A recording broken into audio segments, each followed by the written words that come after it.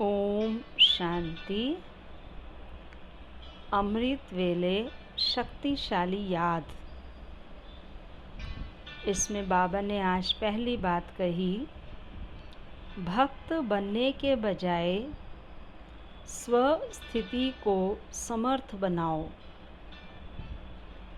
अमृत वेले जब याद में बैठते हो तो बिंदु रूप अथवा फरिश्ता स्वरूप स्थिति में बैठो, परंतु इस स्वरूप में स्थित होने में मेहनत लगती है। कारण क्या होता है? स्वयं अपना रूप चेंज नहीं करते, सिर्फ बाप को उस स्वरूप में देखते हो। बाप को बिंदु रूप में या फरिश्ते रूप में देखने की कोशिश करते, लेकिन जब तक खुद नहीं बने हैं तब तक मिलन मना नहीं सकते। सिर्फ बाप को उस रूप में देखने की कोशिश करना, यह तो भक्ति मार्ग के समान हो जाता। जैसे वह देवताओं को उस रूप में देखते हैं और खुद वैसे के वैसे होते। उसी समय वायुमंडल खुशी का होता, थोड़े समय का प्रभाव पड़ता, लेकिन वह अनुभूति नहीं होती। इसलिए पहले स्वस्वरूप को चेंज करने का अभ्यास करो, फिर बहुत पावरफुल स्टेज का अनुभव होगा। बाबा ने इसमें कहा कि अमृत वेले अपनी समर्थ स्थिति बनाने के लिए भक्त नहीं, लेकिन बिंदु रूप में फरिश्ता स्वरूप याद में बैठो। दूसरी बात इसमें बाबा ने कही, स्नेह से बैठो, नियम व हठ से नहीं। तो बाबा ने कहा, बाप से अमृत वेले का मधुर मिलन व रूह रिहान करने के समय कई बच्चे नियम पूर्वक बहुत हठ से बैठते हैं, सिर्फ वायदा निभाते हैं, नियम निभाते हैं, लेकिन प्रीत की रीत नहीं निभाते हैं। उस समय बाप दादा के साथ अगर सैर करने निकलो तो चारों तरफ का दृश्य आश्चर्यजनक भी होता है और हर्षित करने वाला भी होता है। बहुत थोड़ी आत्माएं आकर्षण करने वाली होती हैं। अगर फिल्म निकालो तो वह बहुत ही मनोरंजन होगा। उस समय बच्चे बाप को खुश करने के बहुत खेल करते हैं और कई बच्चे भक्त भी बन जाते हैं, और वो भक्त बड़ा अच्छा खेल करते हैं। कौन सा? बाप को कहने से करने वाला मनुष्य बना देते हैं।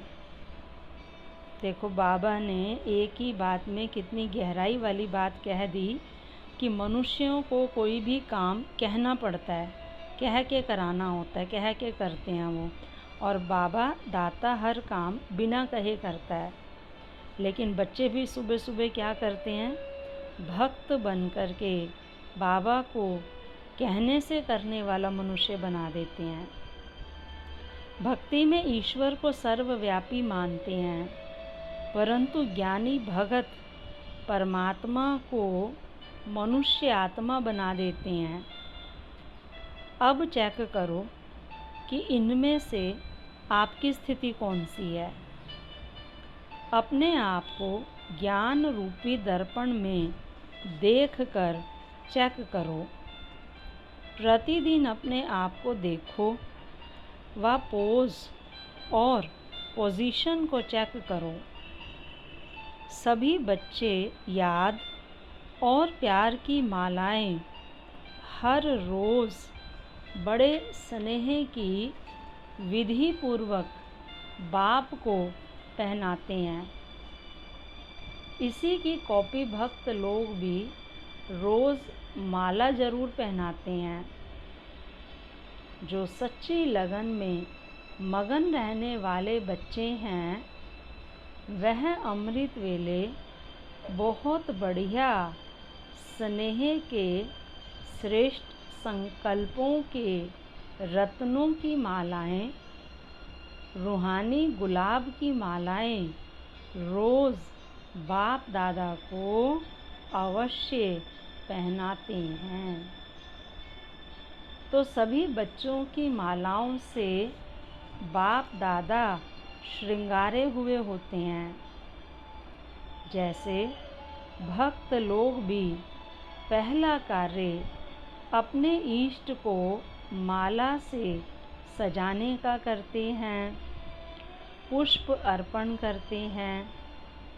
ऐसे ज्ञानी तु आत्माएं, स्नेही बच्चे भी बाप दादा को अपने उमंग उत्साह के पुष्प अर्पण करते हैं।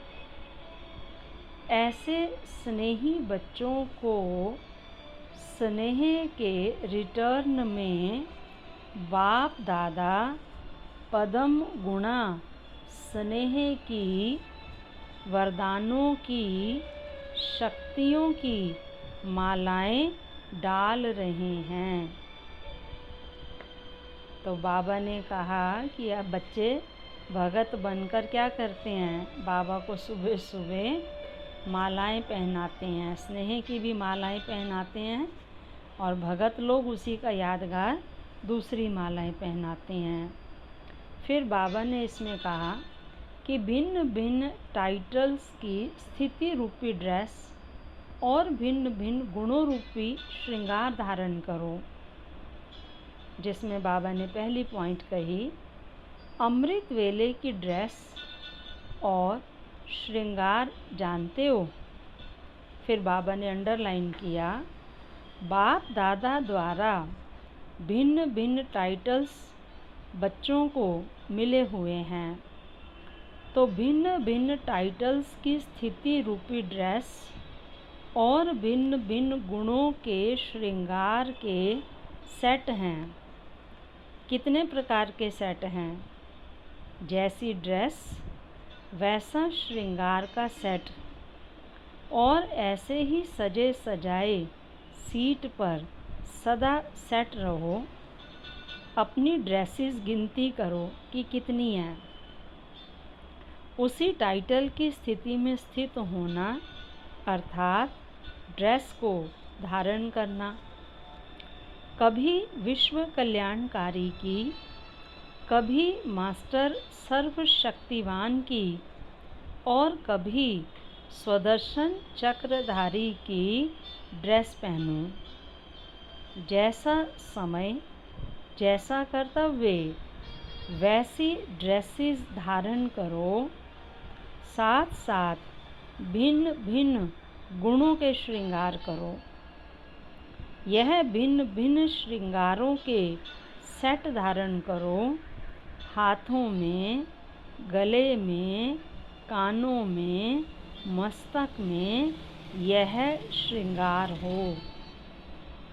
मस्तक में यह स्मृति धारण करो कि मैं आनंद स्वरूप हूँ। यह मस्तक की चिंदी हो गई। मुख द्वारा अर्थात गले में भी आनंद दिलाने की बातें हों, यह गले की माला हो गई। हाथों द्वारा अर्थात कर्म में आनंद स्वरूप की स्थिति हो, यह हाथों के कंगन हो गए। कानों द्वारा भी आनंद स्वरूप की बनने की बातें सुनते रहना, यह कानों का श्रृंगार है। पाँव द्वारा कदम कदम आनंद स्वरूप बनने और बनाने को ही उठें। यह पाँव का श्रृंगार है। तो अमृत वेले से श्रेष्ठ श्रृंगार का सेट धारण करो। जब श्रेष्ठ टाइटल्स की ड्रेस पहनेंगे, गुणों का श्रृंगार करेंगे, तो जैसे सतयुग में विश्व महाराजा व विश्व महारानी की राजाई ड्रेस के पीछे दास दासियां ड्रेस को उठाते हैं, वैसे अब मायाजीत संगम युगी स्वराज्य अधिकारियों के टाइटल्स रूपी ड्रेस में स्थित होने के समय यह 5 तत्व 5 विकार आपकी ड्रेस को पीछे उठाएंगे, अर्थात अधीन होकर चलेंगे। और इसमें बाबा ने फिर नेक्स्ट बात कही, अपने चार्ट रूपी दर्पण में जैसे अमृत वेले उठकर श्रृंगार शरीर का करते हो ना, वैसे पहले बाप द्वारा मिली हुई सर्व शक्तियों से आत्मा का श्रृंगार करो। जो श्रृंगार किए हुए होंगे वह संघारी मूर्त भी होंगे। सारे विश्व में सर्वश्रेष्ठ आत्माएं हो ना, श्रेष्ठ आत्माओं का श्रृंगार भी श्रेष्ठ होता है। आपके जड़ चित्र सदा श्रृंगारे हुए रहते हैं। शक्तियों व देवियों के चित्र में श्रृंगार मूर्त और संघारी मूर्त दोनों हैं। तो रोज़ अमृत वेले साक्षी बन अपनी आत्मा का श्रृंगार करो।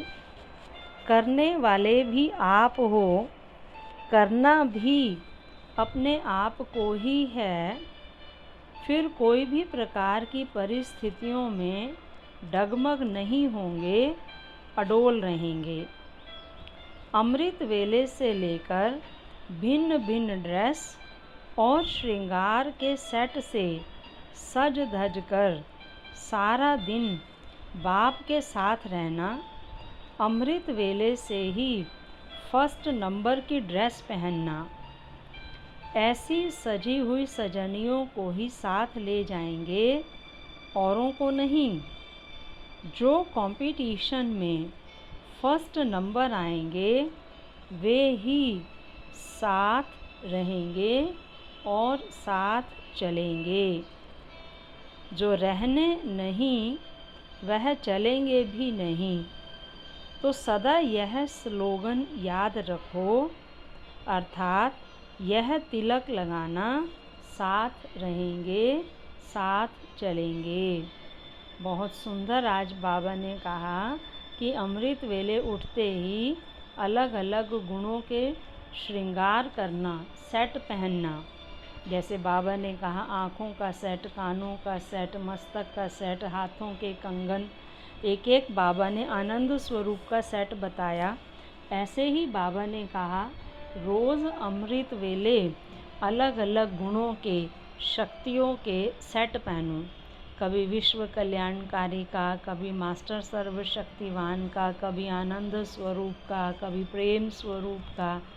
तो सर्व कर्मेंद्रियों को वो सेट पहनाकर सारा दिन उसी प्रमाण चलेंगे, तो अमृत वेले बाबा से बहुत अच्छी शक्तिशाली मिलन मना सकेंगे।